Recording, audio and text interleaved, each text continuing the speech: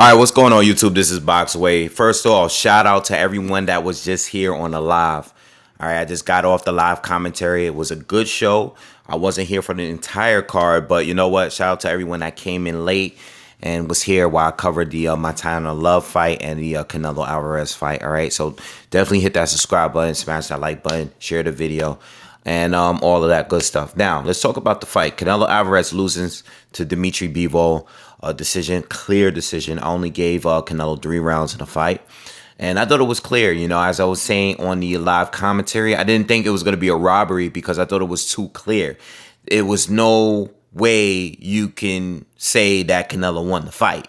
You know, I mean, it's not based on anything because, you know, if we're talking about who was outworked, Canelo was outworked. All right. He was outboxed. He was outworked. He was outscored. He lost. Clear. All right. Canelo wasn't landing the more effective shots. I think in the first 4 or 5 rounds, it was very debatable. After that, though, Bivol took a clean lead in the fight. He had a great rhythm. Canelo, as the fight went on, he started to perform worse. He was tired. You could see that he was frustrated. And he lost. He lost the fight. And it is what it is. You know, and I think some of you guys is gonna have to understand, especially if you're new here or if you're just a hardcore Canelo fan or whatever. And this goes for anyone that's a hardcore fan of anybody. You gotta understand that this is the part of the sport that happens with every great fighter. Just about almost all of them. People take losses. And it keeps the balance in the sport. You know, Canelo has done great things. He has won titles in 5 different divisions. He's currently undisputed, and he's still undisputed. Again, he lost in a division above where he is undisputed at. He went up in weight, tried to start his, title collection at the next weight up. He fought Bivol, who's a formidable opponent, and he lost the fight. And that's it. It's really not that deep. You know, he lost a fight. I know it's big because it's Canelo, and most people have him rated at #1 pound for pound, which I do. But in this fight here, he lost in every way possible. You can't say like in a Triple G fight, oh, he landed the cleaner shots, or in a Lara fight, he landed more to the body. You can't say any of that. Bivol won the fight, and it was clear. You know? Canelo wants to exercise his rematch clause here. I personally don't want to see it because Bivol won. It was clear. He wasn't hurt. And I don't think there's much, like, Canelo did what he does. It just didn't work for him in this fight. You know, when you're bringing the pressure, right? And you're not connecting, and you're doing everything, you're throwing everything in your arsenal at someone that's just blocking everything that you're throwing at them. And then they're countering, and they're landing flurries, right? And they're constantly landing a jab. We saw a lot of what we've seen in every fight. Bivol basically took every single thing that every fighter that had success against Canelo and used it against him while maintaining a great defense. So he used the jab that Kovalev was having, you know, and Triple G had, right? There was points in the fight where he was in range and then he put himself outside of range, but he countered and threw combinations and flurries at Canelo. He didn't just hit Canelo back with one shot. No, he backed Canelo up at times, had Canelo against the ropes. You got to understand that. This is not just, Canelo was still putting on the pressure. No, Bivol pressured him and bullied him in this fight.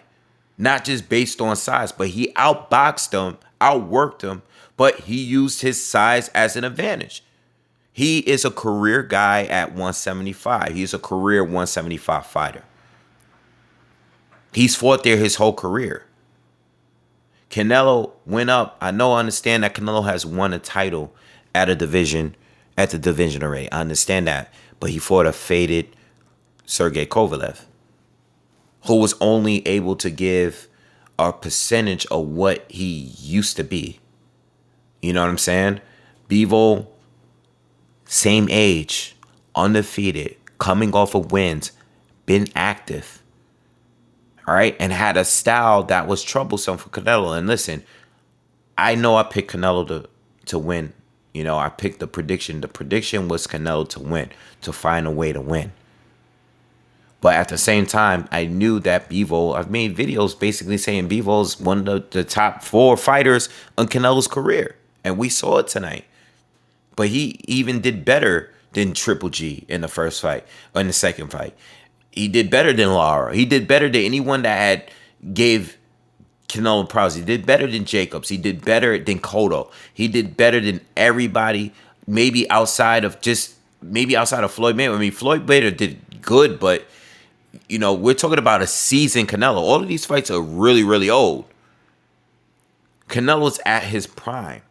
But gotta understand, there's weight classes for a reason. And when you're going up and you're fighting a guy who's been at the division for his whole career, and he's a good boxer, you know, he has great hand speed.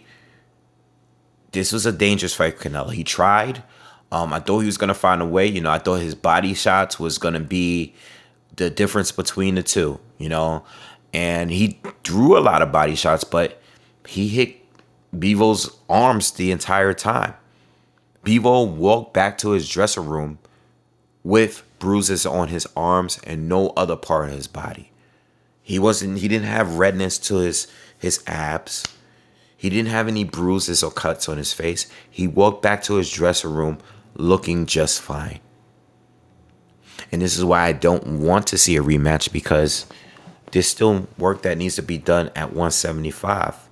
Beterbiev is going to fight Joe Smith Jr. Bivol should be fighting the winner of that. Or fight Zerto or whatever. You know what I'm saying? There's still work that needs to be done at 175. And even though Canelo went up, and I know he was a champion there at one point, he didn't campaign at 175. His campaign was going to begin with this fight. But since he lost the fight, clear, okay, reset yourself. Like, listen, I went for it. I tried to be great by starting a campaign again at another division, you know, and it didn't work out tonight. He lost. I mean, he's going to have the rematch, but again, it's like you're going to rematch him, but I feel like you did everything you were supposed to that we normally see you do. It just didn't work this time around. Bivol looked great. He was sharp. He was quick. He was accurate. I love the combinations. I love the flurries. The flurries is what really did it for me. And the defense is what did it for me. You know, if you want to be great, you're going to take your L's. And I think the losses is what keeps the sport balanced. You know, when fighters just keep winning for so long, and, you know, sometimes I feel like, you know, the upsets are good sometimes. And I thought, hey, you know what? Canelo lost a fight. It is what it is. It's nothing to cry about. You know? So yeah, what should Canelo do at this point? Well, I mean, you know, I know he wants to exercise his rematch clause. At least that's what he said tonight. Maybe he goes back, watch the tape, you know, speak to his team. Maybe they decide, you know what, we're not going to do it. Maybe we could do the Triple G trilogy. Maybe they'll do that. Yeah, maybe they'll do that. You know, I mean, I'm not high on the Triple G trilogy, but it's not a bad fight. But I still want to see what he can do at 168. You know, fight Benavidez. You know, maybe some of the other fighters. Maybe, you know, I don't think he would fight Andre, but I know Jamal Charlo was something that almost happened. These are all good fights still. But I would like to see the Benavidez fight. I mean, I think we should take a rest from the 175 thing. And, you know, I'm not going to jump into the pound for pound because I know you guys are going to talk all week about that shit. The pound for pound, where does it go now? My thing is this. You moved up and try to beat a guy that was bigger than you at a higher division and you lost. All right? So now you got a reality check. it doesn't really make me feel any different. I'm not a pound for pound channel, so it doesn't really make me feel any different about the loss. It's not a bad loss, all right, but it is a loss. I don't know where to place Bivol in this because I still feel like there's fights that need to happen at 175 for me to understand or know if he's the best guy at 175. You know, what if he beats Canelo, which he did, and then loses to Zerto, or if he loses to Better BF Joe Smith Jr., or, you know, or Better BF. Let me say Better because he already beat Joe Smith Jr. But let's say Better BF beats Joe Smith Jr. and Bivol loses that Better BF. I don't know who's the better between the two at 175 because Canelo ain't do no real work at 175. He beat Kovalev when he was not the top dude at 175. Ward, Kovalev, and Stevenson was the top in their time, right? This time is Bivol, is Better BF. You know, and Better BF is older, so he don't even have that much time, but there's still so many unanswered questions about 175. But at 168, Canelo is still the best. Would I like him to fight Benavidez? Absolutely. I would love to see that fight. I still want to see that fight. And now that he lost to Bivol, I want to even see him even more now. You know? But it is what it is. He took a loss. You know, he tried to pressure Bivol, and he wasn't effective with the pressure today. And it's because of Bivol's defense. And Canelo got tired, and he got worked, and he was on the ropes again. And we haven't seen him on the ropes since the Triple G first fight. All right. But it was a masterclass performance for Bivol. It wasn't close. It wasn't that competitive. And that's why I don't want to see a rematch. It wasn't that competitive. It really wasn't. If we're going to be honest, it wasn't really that competitive.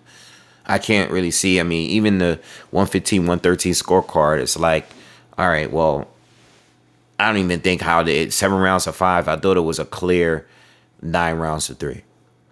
You know, I thought I don't think the rounds were that hard to score. You know, there's a lot of swing rounds, and it's Serrano and Taylor. This wasn't that. This was a dominant performance, in my opinion. You know what I'm saying? And even the rounds that I gave Canelo, they were highly competitive rounds. The ones I gave to Canelo. Whereas Bivol had rounds where it was a clear win for Bivol, in my opinion. You know? So Bivol, I want to see him unify and attempt to become undisputed with the rest of the guys at 175. Canelo, would like for him to go back down to 168 and fight Benavidez, you know. I think the Bivol, I think the Triple G fight is still a fight that could happen. But if he's going to do his rematch thing, let him do it, you know. It's just that Bivol walked out of there unscathed and fine. And I don't think Canelo has a chance in a rematch either. Even if he does a little better, I just think Bivol is better. You know, he's better at 175. It is what it is. All right. And I really have nothing else to say. So anyway, I'm going to get out of here, man. I'm going to get some rest. I'm flying out to Mexico in the morning. Some of you already know this. And, you know, I don't know if I'm going to be able to do any content while I'm out there. But if I am, I'll upload something. If I can't, then you just got to wait for me to come back. All right. I'll be back at the end of the week next week. Again, subscribe to the channel. Smash that like button. Share the video if you like. Hit that bell notification as well, so you'll be alerted whenever I drop a new video.